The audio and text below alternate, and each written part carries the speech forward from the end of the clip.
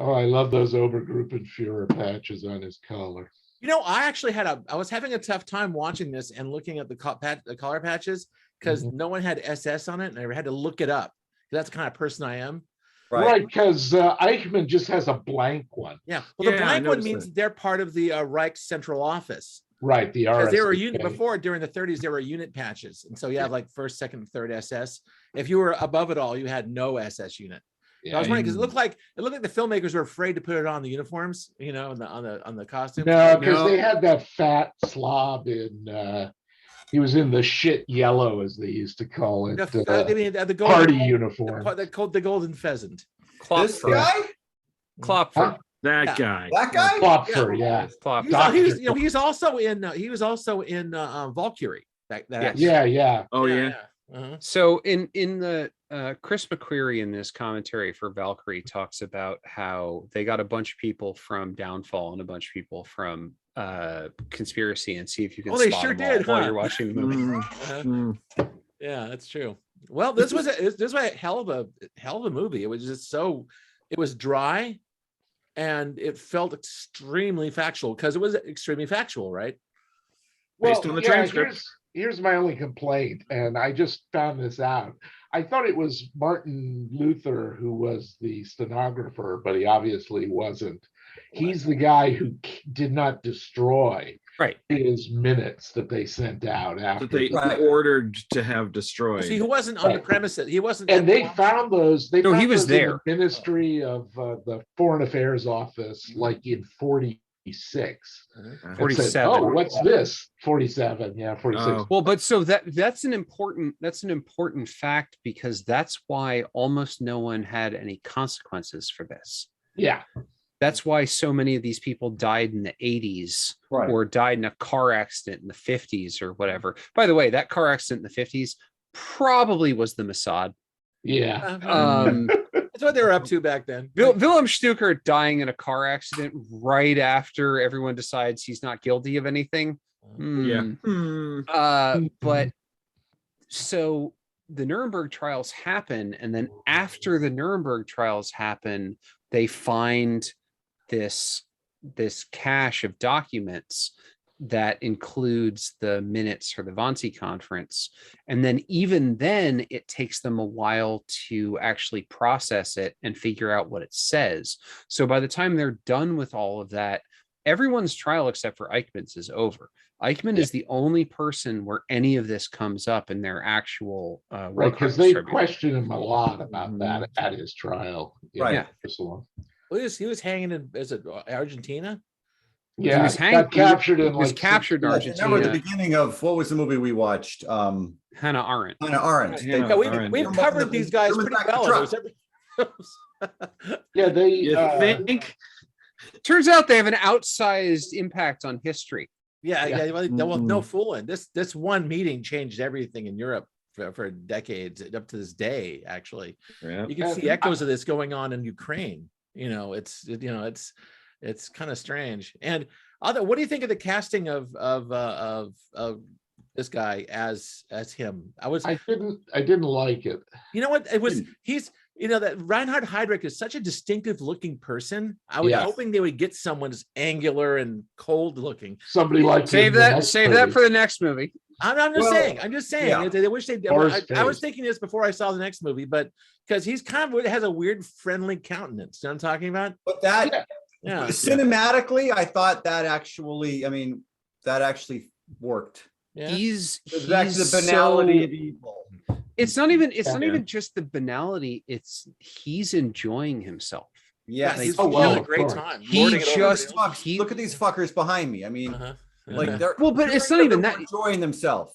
He enjoys having power over all of these people too. Like he's even a step higher than that. Like every time that somebody tries to come up and talk to him, and he's like, "Oh yes, we'll get to that. We'll get to that." Yeah, he loves doing that. Well, and he doles out. He was number 3 in Germany at this point. He was technically number 5, but yeah. Well, there's some separations going on there. But I thought it was interesting the way he doled out very refined, civilized threats to the people who weren't falling in line. Because Right. they were clearly threats. Mhm. However, they were so genteel in the way he was sort of communicating them, you know. It's I like, wouldn't want the bullies, and we have a lot of bullies in the SS. yes. That's, Yeah. that's Yeah, pretty it's a real tricky like line he's walking of like, I want to Yeah. protect you from people like me. right. I mean them. Yeah. Also, it's again a good cast round. Now, Leaf Schreiber, like that was unexpected. Yeah. I mean, The- this is a funny movie to review because And- it's like, you know, I'm sure we all hit the Wikipedia afterward to like, what you know. I know, what- sort him out. Well, the dude to the 45 minutes. right, the dude to the right of you in that picture, Chris, that's he's in Rogue One and Right. the Exorcist TV series. I forgot the name of the actor, but he's really good. But it's, you know, what I feel like this movie did well. I mean, I started it late thinking I was going to take 2 nights, and I stayed up, like, not only did I finish the movie, like, and then I did like 45 minutes of Wikipedia afterward. They managed to take this event, which I know had to be parsed out of what they found, because I read the thing that the notes that made its way to paper were heavily processed, Yeah. as so not to have anything too. Well, and you see Close Stanley there. Tucci turn and look at the stenographer a couple of times during it and be like, Yeah. "Don't you fucking write this Yeah. down." Yeah, right. Like, but just as an accomplishment to take something that had to have been parsed and turned into something that would that would play well with a bunch of actors, 12 angry Nazis at a table for Hey, 90 my minutes. line. And I mean, it was very compelling, and I thought the performances were really good, and it moved very briskly. Yeah. And as a piece of historical entertainment, I thought it nailed it. And I did think that the casting, when you finally realize what the real guy looked like, no, Kenneth Branagh doesn't look anything like this guy, No. but I appreciated his performance because it was so horribly genial. The behind the eyes menace. Yeah. Right. Yeah. Yeah. Also, Yeah. they As Heydrich was, if not anything else. Meg actually giving him a blonde, bleach blonde, actually helped quite a bit. It cooled him off in terms of his looks. Well, Yeah. he's got the blue eyes too. Yeah. So Which he Well, was and they really grilling had- everybody with. They had a good time, with the whole, he's got to get there late and make quite an entrance, and they all know that this is his shtick, and so they're all kind of going along with like, oh God, here he goes. He's got to be the last one in the room so the meeting can start. Right. Like Right. all the little, I mean, fuck, I've been in business meetings that are less political than this thing was. Oh, man. well, what does he say? What Who's we're gonna be? We're swinging gonna their be. dick around now? What does he say? We're gonna be like the directors of IG Farben. Yeah. Like it's literally like he's conducting a business meeting, and he wants Yes. you to know that the CEO told him that he's in charge of this. Yeah, I've been to a And- few of those. Yeah. Yeah. Like Yeah. it is very much the politics aren't even really politics, it's just power. Power Well, trip. it's intramural politics because Right. they obviously each have their own. And it's also interesting that there are no army representatives there. No. There's not even Waffen SS. It's just No, it's just- SS This is one political SA SS. guy, All and these the rest are weirdly- from the government. Well, and the SA guy isn't even weirdly really an bureaucratic SA sounding guy. agencies, Yeah. Yeah, little fiefdoms. Yeah. little Yeah. fiefdoms. But the thing is, they had to do that because this is all the top guys communicating their big plan. So Right. they had to get everybody off the top. And in fact, they had what Colin Firth as kind of like the AG basically, right? Yeah, Yeah. the voice No. of reason. Yeah, he He was was quite concerned good at about the this. legality of everything. Yeah. Just He was. how are we going to well, do he this? was Actually, in- he was always funneling these decisions. Utterly through the legal horrible framework. human being. But So Yeah. I want to bring about so the I law. want to bring this up. Mhm. Colin Firth's performance in this was one of the first things that drew me to this movie when I first watched this in 2001. He is without a doubt the most frightening character Yes. in this He has the because best he scene. is eyes open. Yeah, Like Mhm. he is the person who does not buy into the propaganda. He doesn't buy his hatred is so baked down into his soul Yeah. that he has created this entire intellectual and then eventually governmental and legal framework for all of this. And the only thing he's upset about is that the SS is coming in and stomping on his tulips. It's Yep. not that Sure. they're trying to kill all these people. It's that he set up this perfect garden where he can wall off these people he hates. And Well, when he's he also gives like the only person who thinks about the consequences. well, and when he gives Yes. that speech that ends the first half of the movie, Yeah. that speech is so stunning in terms of literally he says it identifies them as part of our species but not part of our race. Mhm. And like, and you can see the fucking vein bulging on the side of his head when he's Yeah. saying that. And he's saying it to the fat what's that character? Klopfer. Klopfer. And his basic argument, he's so vehement. It's a great scene, by the way. It really is the standout It is. in the That's film. that's the big He's seller. terrific. Mhm. He basically first he's mad about two things. One, you're not thinking through the repercussions of what you're going to do and how you're going to do it. Think about, X, Y, and Z. But mostly it was people will judge you badly because you're not hating the Jews the right way. Exactly. Yeah. Or within this legal framework that he set up. Right. And I Well, love when Klopfer says, "I'll remember you," and he sits back in his chair and he says, "You should. I'm very well known." Yes, Yeah. that was pretty cool. But It basically shuts him up. yeah, it took a while to get used to the fact that you see films where you're expecting some sort of passionate discussion of maybe we shouldn't kill them, all the Jews, or maybe we should. Kritzinger is the only one who has that opinion. It takes about 15 minutes to understand that nobody here wants to see them live. And if they- Kritzinger is the only one who has that opinion, Yeah. and he gets shut down Yeah. immediately. exactly, Mhm. and that's demonstratively shut Because down. he's And the one thing that is- needs them what- to work in his factories, yeah, right? what this is Well, basically- yeah, there's the labor problem. Right. Well, this is the issue between basically the party, the National Socialists, the SS, Ideologues. and the legal structure of the Reich. That's it.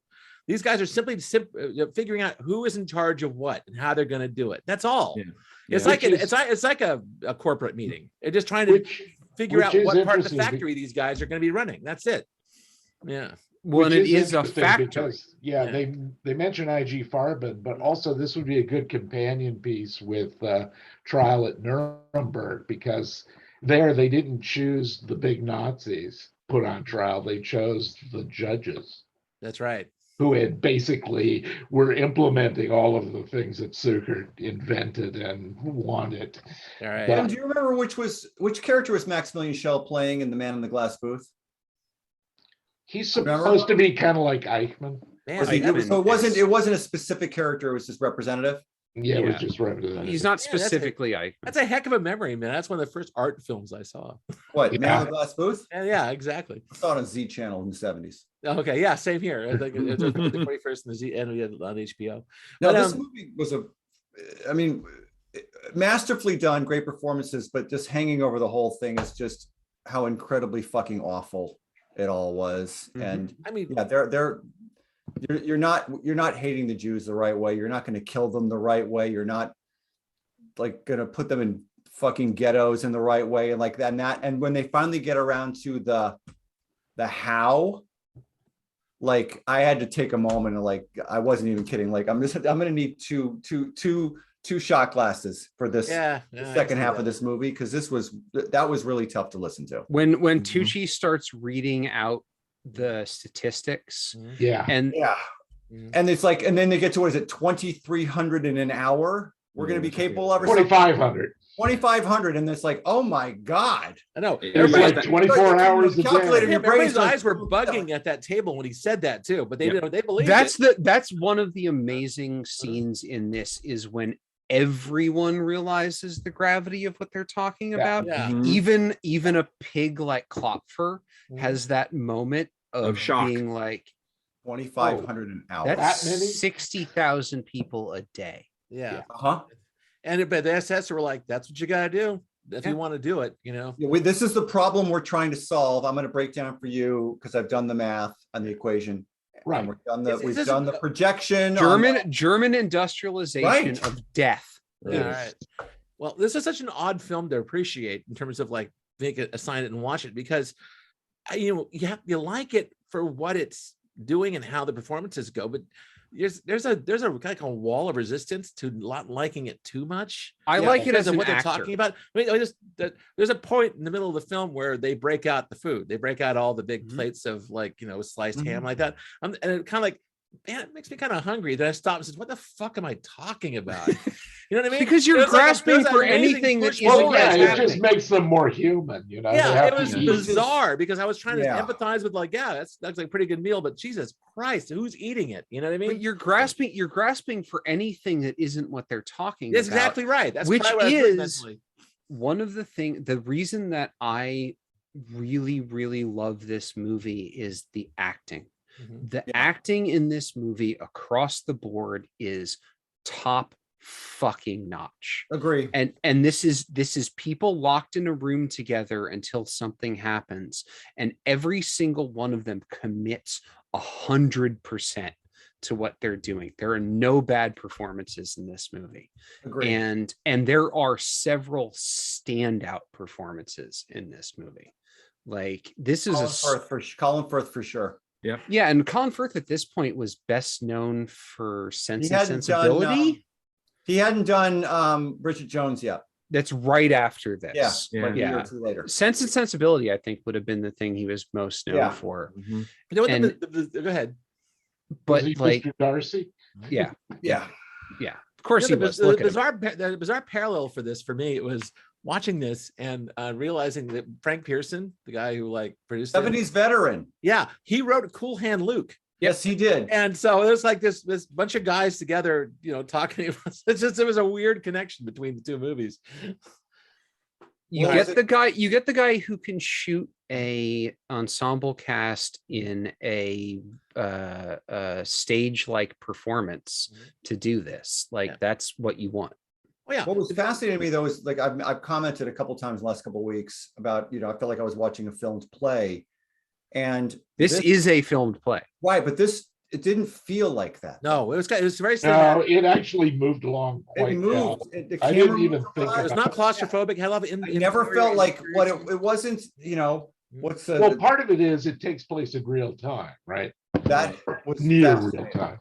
Yeah, really, it was only like 45 minutes or like an hour and a half. That's it. It was 84, 86 minutes. Dang. All right. Well, I guess that's all I needed. It's really well constructed in the way that so basically the raw material they had to work with were the minutes of the meeting, and then it very cleverly puts in breaks where there naturally would be breaks in a meeting of this kind. Stop for food. We'll stop about halfway through. Yep. When everybody's like any corporate meeting. Yeah. And somebody has to get up and go to the bathroom, so we're going to talk about other things while they're gone. And that was so effective because that was the writers thinking, okay, here's the guys in the room. What kind of dynamic would be happening when they're not actually doing the work, having the meeting? Yeah. Which is the thing that isn't in the German version. The German version is just goes straight. It's much more stark. They're just at the table and doing it. Yeah. All right. You guys have seen the German one? Yeah. There's two German ones. But they had to do that. They had to solve the same problem that the American one did, which is to parse out the heavily filtered minutes and turn that into dialogue. Okay, so this was a back play. Yeah. This was a play that was written by a German playwright in the 80s when they finally declassified the entire thing. He took it and he wrote a play based on it. They filmed that play in the 80s for German television, which is basically a locked room drama at that point in time. And then this is essentially the English language version of that play with some slight embellishments on the edges by HBO. Yeah.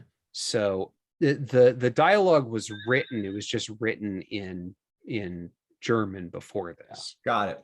Well, they overcome a lot of the problems with plays that they're bottled up. You're in one location and no one can leave.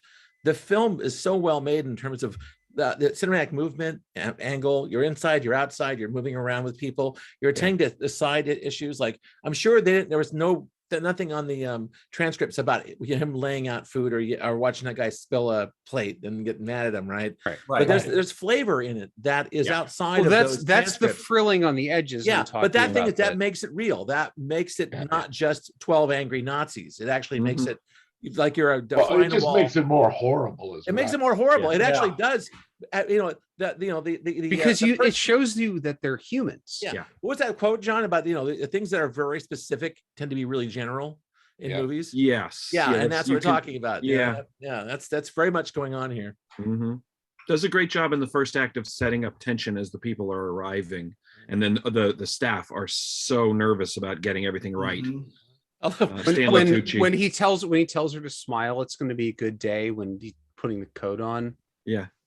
Although, Tucci, though, his reputation now is expecting him to start making Negroni in the room, and handing. I mean, well, I also like this guy behind me. Like, it also did a pretty good job. Like, they're all bureaucrats. They've all got the little things that they're worried about, but then just watching them one by one all fall in line, because the alternative is dealing with the SS bullies. They have different ways of doing that. Yes. Like, Stuckert has the most interesting way, because he's just really pissed that they're messing with his perfect thing that he made. And the other guys, Klopfer is just like, he's the buffoon, the comic relief, basically. Actually, the 5-year plan guy is the 5-year, 4-year. Oh, he's funny. He was like a grasper. Neumann, also nervous. 4-year plan. He thought this was a social climbing thing. He was like one of those guys in meetings that Chris has probably seen, who thinks they go in the meeting, they're going like, this is good for my reputation. Yay. I think I met everyone. All the right Neumann, people are here. It's great. Oh, and then you've got the psychopaths at the tail end of the table who are all like, can't wait to get started. Yeah. Well, the other party. Although there is a frightened look that everybody except for Heydrich and Eichmann give when they rattle off the camps that are going to be part of the killing machine, because nobody's heard of these places. They're just like, except for the dude from Latvia. Right. He's heard of like Soviet, I guess. Oh, sure, that was Brendan Coyle. I got confused. Brendan Coy? Brendan Coyle plays Heinrich Muller. I forgot about. I got him confused with Liev Schreiber. Sorry about that. I was wondering. I was thinking. I don't remember seeing Liev Schreiber. Brendan Coyle. He was in Downton Abbey. Okay. Okay. Several he was a familiar people face, and I was kind of like imprinting a little bit. That's all. All right, good enough. I was only half joking about wanting to immediately watch the last 10 minutes of Inglourious Bastards after this movie. Oh, there's just to see some Nazis. I went straight in. Yeah. In terms of attention to detail, there's not this guy, not the Klopfer, but the other party guy. They're a really unpleasant one. The one, the one in the green uniform. No, he was in the pheasant uniform. But you look at the thing, it closed up, and it's like he's got little gold filigree on his armband. Oh, him, in the middle, and he's just like he's a dandy, man. He's plus there's only 2 people, I think, out of everybody who are wearing the party badge. Yeah, I noticed that. One of whom is Klopfer. Yeah. She kept his seat warm. They even referred to the blood type being tattooed under their in their armpits, which is how they found lots of SS guys. Was they would just strip them and have them hold them. There it is. That's take them away. Exactly. Man, movie should be required viewing in all civics classes in high school. No, we can't teach history that makes people feel bad, Chris. Oh yeah, that's true. This makes films be uncomfortable. It's okay. German people aren't real. Yeah. They don't feel pain like we do. Solid movie. Yeah, good. And, good stuff. Good tee up to the next one. Yeah, it is. I mean, we're all again in violent agreement. Too bad. No, that's the thing. We're all this, right? Too bad Jared's not here to violently hate this movie. Yeah, he would. No, he would love this one. I'm not sure about the next one, but he'd love this one. Okay. Yeah, because it's a play. I didn't love it. It's an actor's movie. I admire the movie.